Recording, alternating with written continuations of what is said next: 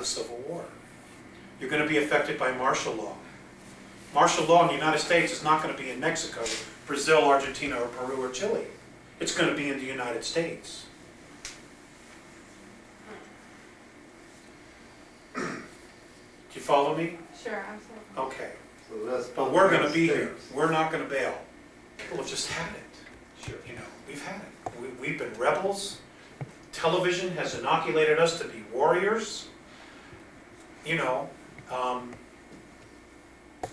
you know, on an intellectual, on a mental level, there are a lot of sheep on an intellectual level in the United States. But if they were to come in and build a fence and try to imprison people inside a city, physically, blatantly, very few people would actually go for that here in the States. Very few. And the only way they can make this one world government work, the only way they can make this one world government work is to do this. They can't keep us free. They can't allow us to be free. There's just no way. Plus, karmically, we're responsible for a lot of the stuff because we invited the Greys down here in the first place. But the Greys, their agenda is completely different. They want to enslave the world. They want to violate your free will. And that is a no-no. Now, if you give them your power, if you give it to them and say, okay, sure, fine, just make me safe. Just guarantee that I'll have a home and I can raise my kids and I'll give you all the power you want. Then you deserve what you get. And there will be some who do that. And they deserve neither freedom or anything else if you give away your rights. And that's my opinion. I don't do a good sheeple. I never have. Yes, somebody else had a hand, yes. About a year ago, the various Border Patrol units went under a training program where they were testing and practicing with their surveillance technology from one side to the other. They spent, in the 10-day period, they spent 2 days learning how to keep aliens from coming into the United States. They spent 8 days keeping Americans from Going into Mexico. out. So they were learning, there was a big flap in the Border Patrol at that time.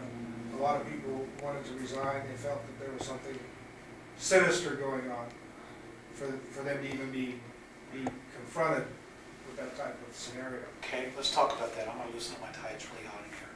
Okay, let's talk about that. Now, let's look at the idea that the United States of America is the #1 debtor country in the world.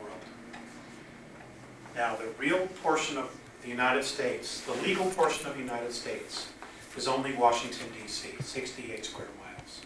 Are you aware of that? That's the only true portion of the United States, 68 square miles. Now, since 1933, we started hearing the word democracy instead of republic. In school books, in magazines, this is done on purpose. There are huge differences between a democracy and a republic.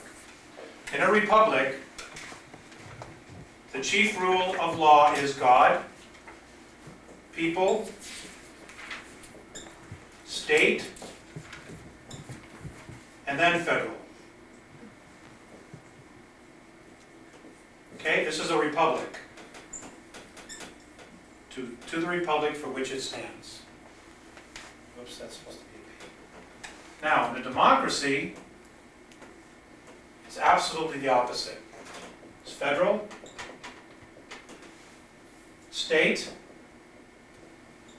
it's people, God bless you, and then God.